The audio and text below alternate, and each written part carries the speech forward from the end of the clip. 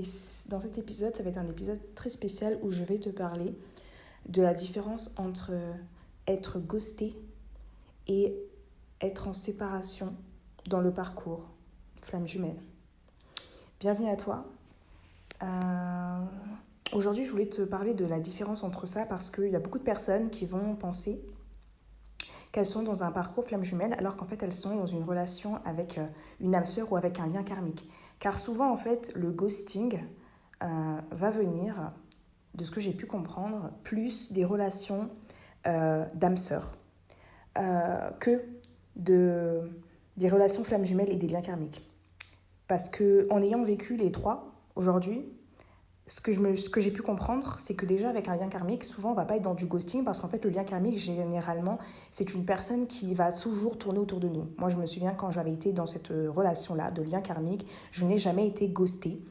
J'avais cette personne qui ne voulait pas forcément former ce couple pour diverses raisons, mais en même temps qui avait du mal à s'éloigner. Donc il y avait pas mal de choses, en fait, pas mal de problèmes. Je pense que c'était lié justement à des dettes karmiques, des choses qu'on devait travailler, libérer. Il ne faut pas oublier que le lien karmique, il vient mettre en lumière en fait des endroits que tu dois travailler, des blessures que tu as à guérir.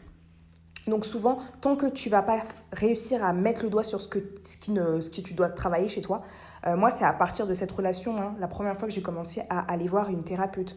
J'avais vu quand j'étais petite une psychologue parce que j'avais vécu des difficultés, mais jamais vraiment en mode travailler sur moi, quoi. Donc la première fois où je me suis dit, bon là, franchement, il y a quelque chose qui ne va pas, je suis dans une emprise, dans une relation, je n'aime pas cette relation, j'ai envie de m'en sortir. Et j'ai l'impression de ne pas pouvoir m'éloigner de cette personne parce que je vous dis que ce n'était pas un ghosting parce que cette personne était tout le temps là, je la voyais tout le temps, on se croisait tout le temps et c'était toujours pareil, mais en fait on ne pouvait pas construire ce couple et c'était douloureux comme avec une flamme jumelle. Et donc je me suis dit non mais à un moment donné il faut prendre ta vie en main, il faut essayer de comprendre qu'est-ce qui se passe derrière ça et c'est comme ça que j'ai commencé mon premier accompagnement et j'ai pu mettre le doigt sur certains problèmes. Alors à ce moment-là je n'avais pas forcément mis le doigt sur des blessures comme les blessures liées à l'âme, je pense qu'à ce moment-là je ne m'y intéressais pas vraiment, mais j'ai compris qu'il y a quelque chose en moi que je devais changer. Donc le ghosting que moi j'ai vraiment eu dans ma vie, ça a été des ghostings avec des âmes sœurs. J'ai eu des âmes sœurs, et je pense que c'est plutôt une âme sœur en particulier qui m'a ghostée. Mais encore une fois, je ne vais même pas forcément dire que c'est un ghosting, je pense que c'était quelqu'un que j'avais rencontré. Et tu sais, les âmes sœurs, souvent, eh bien, ce qui fait que ça marche, c'est qu'à un moment donné, vous êtes... En fait, l'âme sœur, il faut savoir que c'est une personne qui va venir dans ta vie pour t'aider. Elle va t'aider à traverser une situation, elle va t'aider, elle va te soutenir. Donc généralement, les relations avec les âmes sœurs, c'est fluide, ça se passe super bien.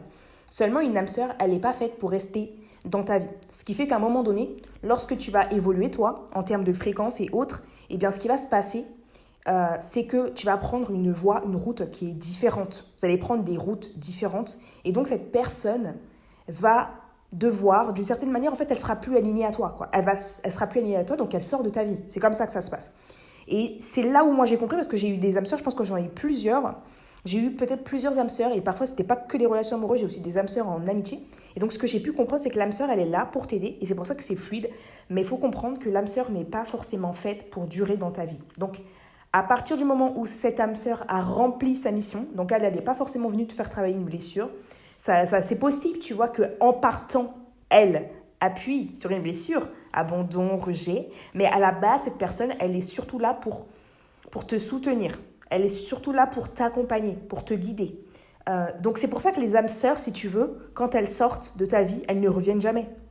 Alors que le lien karmique, une fois que vous allez tous les deux dépasser, parce que c'est tous les deux, moi mon lien karmique, j'avais quelque chose à dépasser, il avait aussi quelque chose à travailler de son côté. Une fois qu'on a fini, qu'on a compris ce qu'on avait à travailler, en fait, on s'est reparlé. Tu vois ce que je veux dire ? Mon lien karmique s'est excusé, et il m'a dit en fait pourquoi en fait...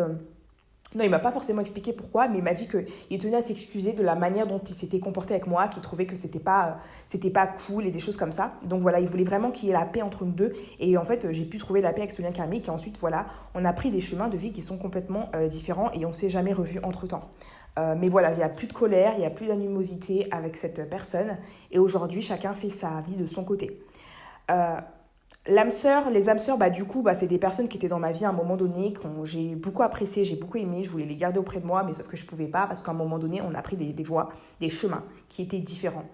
on a été dans des chemins différents, on devait vivre des choses différentes, on n'était plus alignés. Et donc, ces personnes devaient amener à disparaître. Et je pense que c'est pour ça que tu ne devrais pas les retenir. Si tu commences en fait à les retenir, il y a de fortes chances que déjà, tu ne peux pas forcément réussir parce que c'est une question de...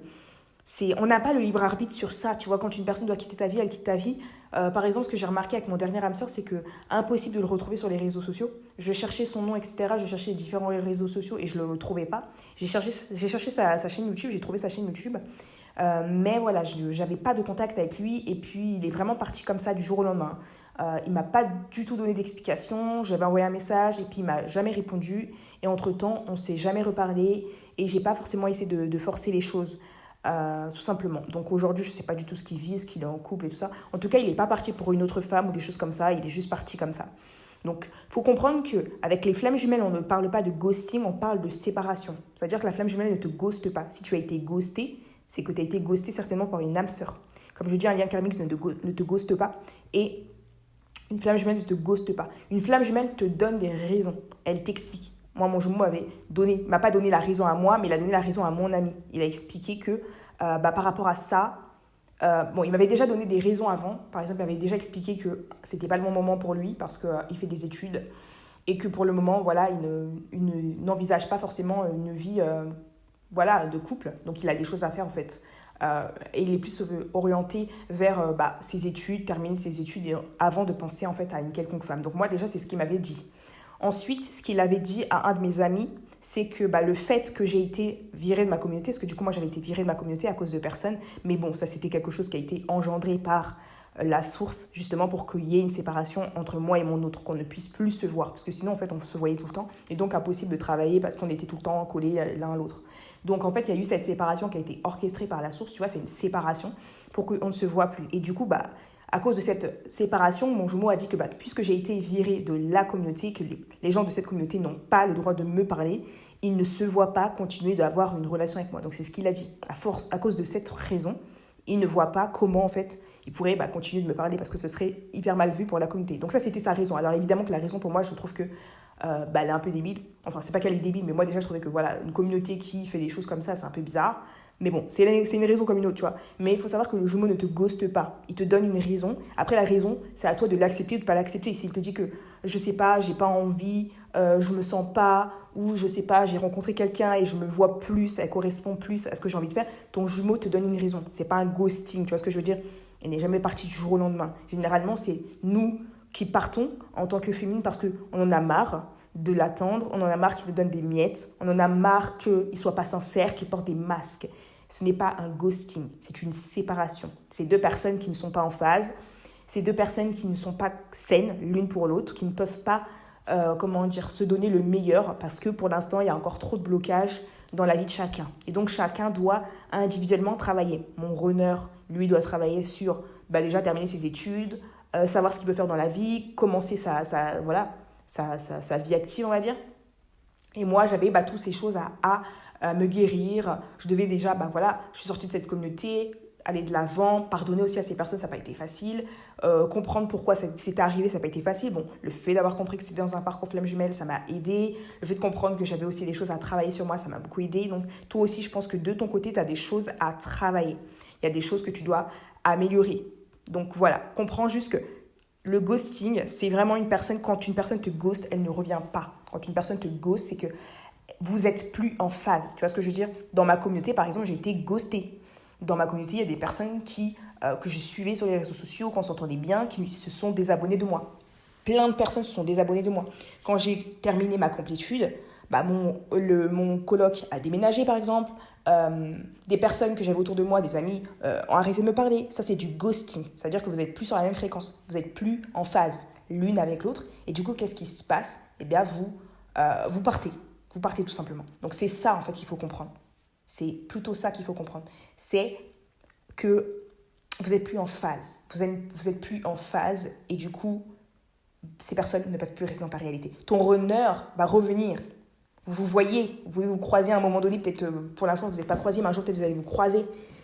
Tu peux le voir aussi parfois en 5D. Vous pouvez communiquer. Ton runner peut continuer de regarder ce que tu fais. Mais pour autant, la chose fait que, pour l'instant, lui, il ne se voit pas être avec toi, ou il ne se voit pas être avec qui que ce soit, ou alors, je sais pas, il n'a pas envie de se poser. Il y a des raisons. Il a des raisons qui font que pour l'instant, c'est pas le bon moment pour lui, tu vois. Donc, en cheminant dans le parcours, il va peut-être s'ouvrir au lien, comprendre qu'il y a un lien, comprendre que... Mais il y a aussi une question de moment. Tu vois, s'il fait ses études et que pour l'instant, il n'a pas d'argent, c'est normal qu'il ne veut pas s'engager, tu vois. Il ne va pas s'engager alors qu'il n'a pas le moyen de vivre, d'être dans un mariage. C'est complètement normal, tu vois. Donc, je sais pas si mon runner, il fait un espèce de... Il avait terminé son master, je sais pas, est-ce qu'il fait un autre master ou est-ce qu'il fait un doctorat?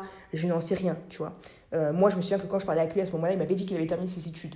Mais au moment où on se séparait, je sais qu'il avait repris quelque chose. Alors, je ne sais pas si c'était réorienté dans quelque chose ou autre. Mais du coup, ça, c'est aussi une bonne raison. Parfois, on ne peut pas comprendre que les hommes, voilà, ils ont besoin d'avoir une situation avant de vouloir se mettre avec une femme. Tu vois, mon runner, j'avais déjà partagé qu'il habite encore chez ses parents ou des choses comme ça. Donc, c'est clair que c'est pas non plus, il n'est pas dans une situation très idéale pour se marier ou des choses comme ça. Donc, c'est des raisons, tu vois. Donc, libre à nous d'entendre ou de pas entendre, d'accepter ou de pas accepter les raisons, mais comprendre que pour l'instant, c'est une question de timing, c'est pas le bon moment, ça ne veut pas dire que ça ne va jamais se faire, d'accord? Donc, ce n'est pas du ghosting, c'est juste une séparation. Donc, voilà ce que j'avais envie de t'expliquer dans cet épisode. Voilà, si tu as des questions, n'hésite pas à répondre en commentaire. Like aussi sur Patreon, tu vois, là, tu as le petit cœur, là, tu peux juste appuyer dessus si tu as apprécié cet épisode. Et voilà, on se retrouve dans un prochain épisode. Je te souhaite une excellente journée. Ciao, ciao.